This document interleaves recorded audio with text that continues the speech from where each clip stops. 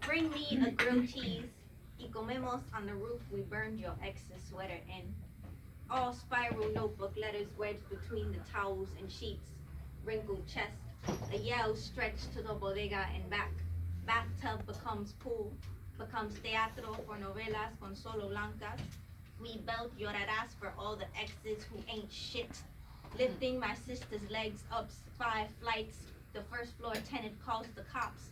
Landlord locks the door. Buildings have been burned for less. Ask how Lily catapulted a man down the stairs for showing her son the needle in his arm. How she took me to church sometimes. Knuckles dragged on the concrete. Salsera on the block and la sala. Rice stained knees and box cutter mouth. The doctors never believed any of us. 54 years old and Vicks me salve still.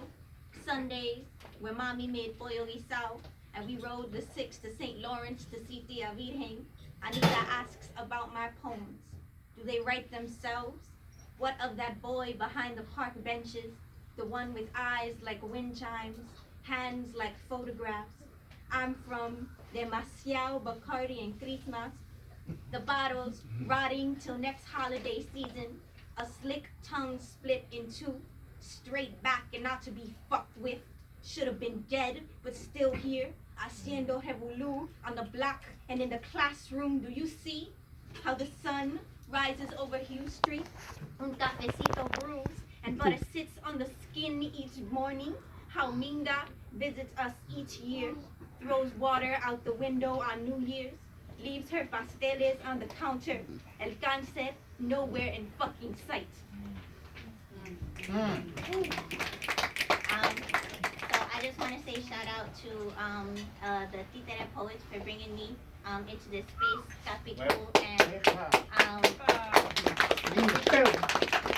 specifically La Sopa was one of the first places I got. Like I remember Rich would tell me, not like you're a poet right now, and the work that we did together was like as a collective was really dope. Just like really honored to be here with an incredible poet who's also an educator. And not gonna talk too much about Project X, but we're in the Bronx, and we have an open mic and slam every month. We have workshops. I have business cards. Saw some people that I might ask you to like, we should collaborate. And if you're interested, just talk to me after. This next poem is about therapy. It's called All of My Therapists Have Been White.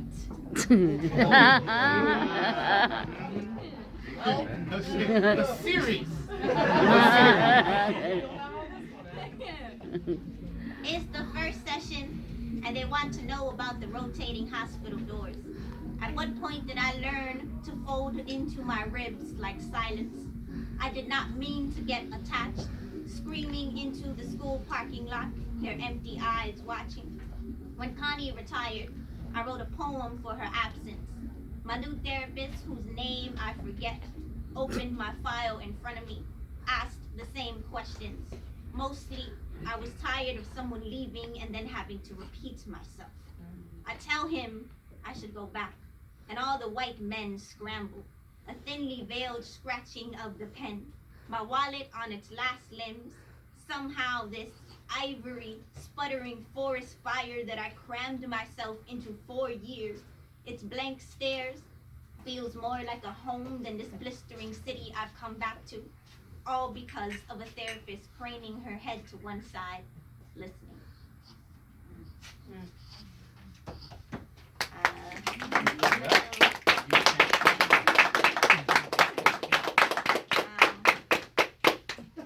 This poem is about Brooklyn. Yeah.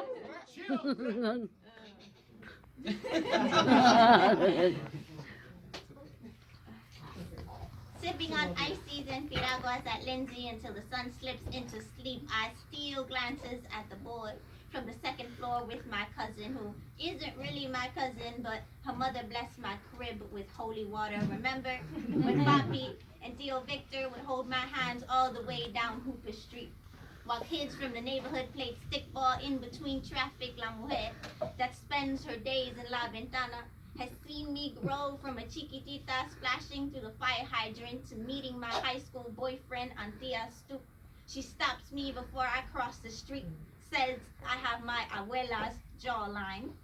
Visiting Williamsburg be like, they that ass took out my favorite cuchi frito spot to put in an organic cheese shop. Homegrown. From where? Rachel's rooftop. You know Zoilas? Where we catch up on the last 6 months of Bochinche? Curse at este desgraciado from the novela I stopped watching years ago while getting more than the puntas of my haircut. I heard they're making it into a Starbucks. I hope they don't try to steal us, make a flan macchiato for Christmas to try and visit, but be stuck to the stools in a makeshift classroom, eyes ripping itself from fractions, swallowing bodies, and Becky says so. They're having trouble tucking in their shirts. You know how these kids are. No, let's keep breakfast silent. They need the stability. This is like the shit that fucking people say. Like, if you're a teacher, you know, these fucking meetings are wild. They need the stability. Their home lives must be so chaotic and violent. Sometimes I just don't know. If I can do this and stay alive, you ever try to peel back the ghosts of your present? Find your childhood smile, that adolescent crush you wrote a lifetime of poems for. Your abuela's collarbone amidst the wreckage de aquí y allá. You ask yourself, is it even worth it? This eternally busy body I keep, is there anything left of me, of my home, of my ancestors' memories? So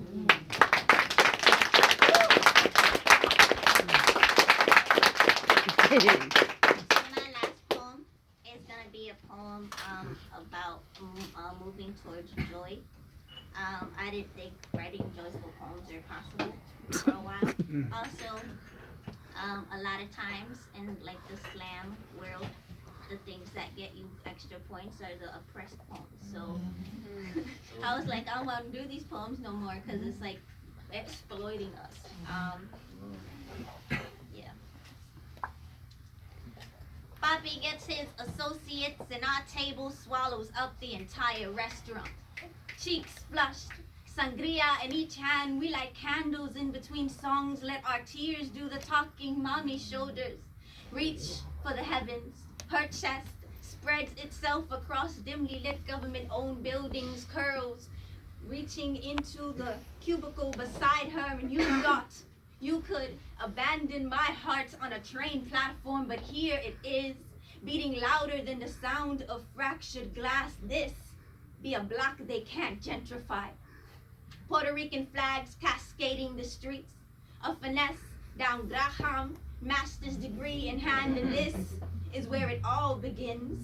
Papi lives to see another year, while a white therapist gets their license revoked for planting time bombs in our family tree. We have always been here, digging our knuckles into the same ground that tries to kill us, yelling huepa and dale at graduations and block parties, stretching each syllable to last a lifetime. We weep a set of lungs one day and overflow with gratitude the next, and they can't tell us a thing about it.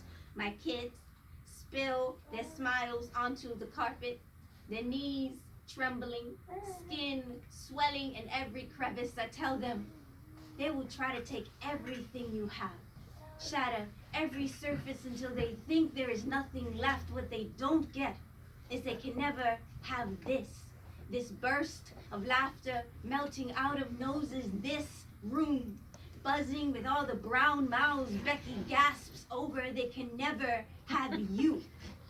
And isn't that a blessing? Thank you. Yeah.